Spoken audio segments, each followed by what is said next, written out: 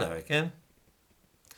In Britain, the civil service has been providing training during Black History Month so that senior officials may feel empowered to move forward as an active ally.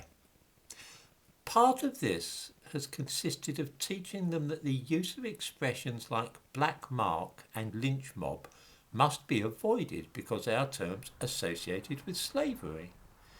This is, of course, absolute rubbish, and it's just one more example of the appropriation of ordinary English expressions by the anti-racist movement to use for their own ends.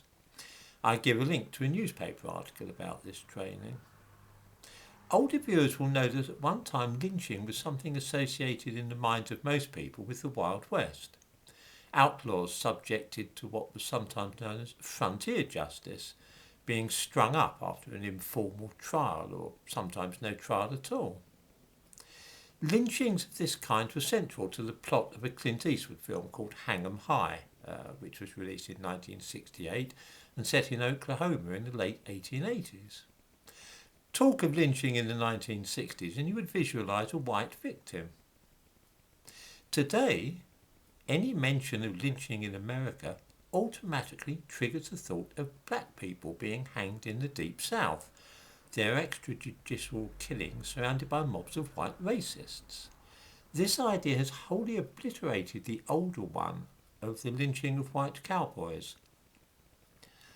In the 1970s and 1980s, a conscious effort was made to appropriate lynching, both the idea, the image, and the very word itself, and convert it into a symbol of black victimhood. It was claimed that the true history of lynching had been hidden from sight, and that this was an example of the racist way that white people constructed history, obscuring the evils committed against black people. This new version has now obliterated the older, and lynching has come to be an emblem of the cruelties carried out against black people in the United States. What is the truth of the matter, though? Was lynching really a way for white people to keep down African Americans? The only way to answer that figure is, of course, to look at the statistics, the facts behind what's being said. One victim of lynching of whom few will have heard is Samuel T. Wilson, who was a prison guard lynched in Mississippi in 1884. The reason they will not have heard of him is that he was a white man, a white prison guard who had killed a black man. I give a link to the details of this case, which goes against everything we have been indoctrinated to believe over the last few decades. A black lynch mob and a white victim in Mississippi in the 1880s? Surely not.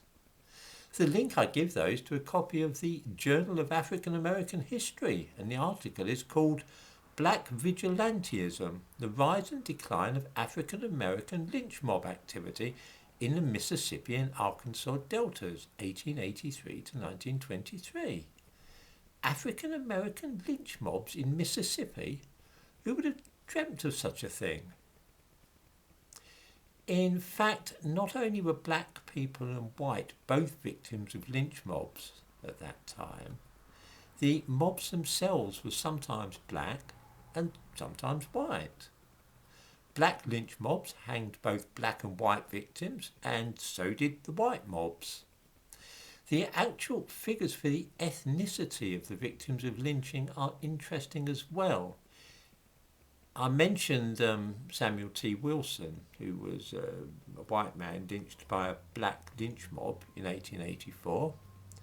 In America, in 1884, approximately 160 whites were lynched, compared to only 51 black victims. In other words, more than 3 times as many white people were lynched that year as black. This figure is taken from research conducted in 1980 by the National Association for the Advancement of Coloured People, so it's unlikely to be biased in favour of whites. This is not white people taking over and erasing black history. This is black people doing their own research before the whole lynching was only used against black people theme came into play. This was pretty much a picture in the 19th century, more white people being lynched than black people. It certainly changed a bit in the early 20th century, but this image we have of lynchings as an act of terrorism against helpless and innocent black people is completely false.